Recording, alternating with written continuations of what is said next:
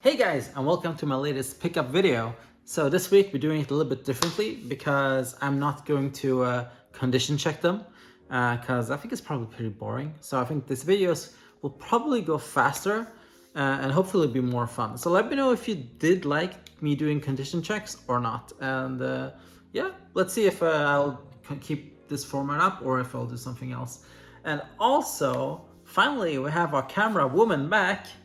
Yeah, cameraman, are you happy to be back? No? No, come on. You missed us, admit it. One more time. You did miss us, right? No? Well, okay, whatever. You're the camera woman anyway, whether you like it or not. Anyway, all right, let's get started. So just have one package this week, but I think there's a few games in this, and if I remember correctly, this is going to be a bunch of PS2 games. So let's see what I got.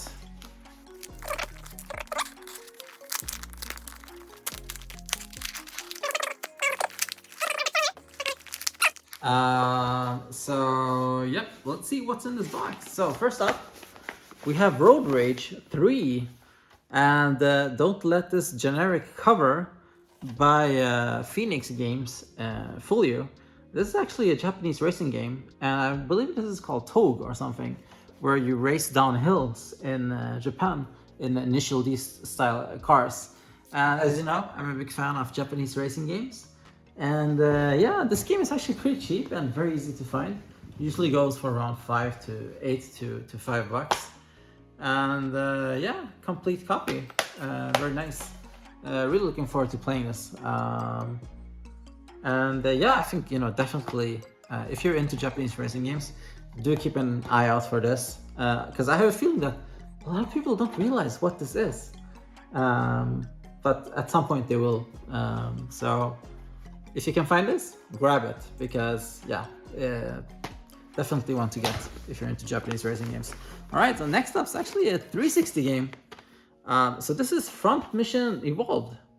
And this is actually, honestly, a pretty rare game. I don't see this very often. And actually, one of the few 360 games that I haven't played that I actually think looks really, really interesting. So, yeah, Square Enix game. I believe this is kind of like an action strategy type of game or something. I'm not really sure. But yeah, Front Mission Evolved. Looking forward to playing that. Okie dokie. Next up, we got, what do we have here? So this is Space Invaders Invasion Day by Sammy and Taito. So Sammy is one of the companies that later became Sega. And this was actually, I think this was a Simple Series game in Japan that they decided to release in the West. And yeah, it seems kind of like based on the Space Invaders storyline. But they've kind of like converted, like instead of you being a spaceship, you're actually like a dude or a girl in a city, and there's like aliens coming down on waves. And then it also has a full-fledged story with cutscenes and everything. So yeah, I love these type of games. And yeah, it's a complete copy with the manual. So that's pretty cool. And this is pretty cheap. Like you can find this for like $8 or something. So definitely grab if you find it. I think that's another one that's kind of like, going below people's radar. All right, then next up we have Crushing Tiger, Hidden Dragon. And actually this one is only called Tiger and Dragon. I guess maybe because this is the German version. Oh no, this is actually the German version. So that's my bad. I don't want to buy German versions. And unfortunately, it looks like this game is like the language is fully in Mandarin, and then it has German text. I do understand German, so I can actually play it, but I would very much prefer to have it with English subtitles. But yeah, I wanted to get it because I saw that Genki, who does a lot of the Japanese racing games that I like, actually developed this one. So I was very curious to see how this is. And yeah, it's a complete copy. But yeah, that's a bit sad that It's the German version, but hopefully, I don't know. Maybe I'll just download it in English ISO because if I own this, it's whatever. I won't feel bad about that. All right, next up we have Maxed Out Racing. So this is again a Japanese racing game that I just kind of took a chance on. And actually, just looking at the screenshots, like this doesn't look like a Japanese racing game. This looks like one of those crappy, like American low-budget drag racing games. But no, this is a Japanese game. It doesn't say who has developed it. D3 publisher. But yeah, I'm really curious to see if this is actually fun or if this is just a junk game. But yeah, I think I paid something like $5 for this, so it was really pretty cheap actually. But I'm curious to see how this game plays actually.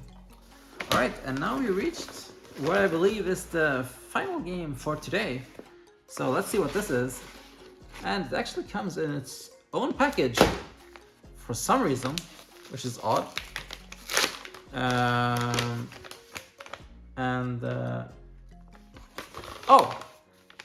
Oh yeah, I know what this is. So, and I know why they packed this a little bit more carefully. So this is actually the reason why I ordered these games, and this is like from a game from like a retro game store. And I found this game on YouTube that I thought looked really cool, that I never had heard about, and actually there isn't even like a cult following about it. So I was looking for it, and I found one copy for $10. I was like, what? $10? That's nothing. So I got it, and then and then I checked out what else they had, and that's how I got all these games. But anyway, so this is Submarine Commander. So this is a Japanese game where you're in a submarine, and basically it's kind of like a cinematic type of like I don't want to say adventure game, but it's kind of like it's a little bit like an adventure game. You're in a submarine, you're doing some kind of mission, and at the same time it has some anime story going on. As you are, hunting other subs and whatnot. So really looking forward to playing this. Again, every time the Japanese game gets released in the West, especially in Europe, they create this like just very generic looking cover. I guess they thought that Japanese style anime covers wouldn't sell well over here, but I actually think they would have, because this looks so generic. But yeah, no, I think this seems to be kind of a hidden gem that a lot of people haven't discovered yet. Developed by GVC. And GVC, if you remember, they also did the Star Wars game on Super Nintendo. And actually, I don't think they did a lot of games, but yeah, this was one of them. Yeah, this is a complete copy as well. And I'm just gonna condition check this one, just because it is a PS1 game. And yeah, this looks really nice, besides being a little bit dusty. But yeah, I'm really going to, actually I'm so excited about, in particular, this game. So actually I'm going to go and play it now. So again, thanks so much for watching. I hope you enjoyed this video. And yeah, hope to have more cool stuff to show you next week. Adios.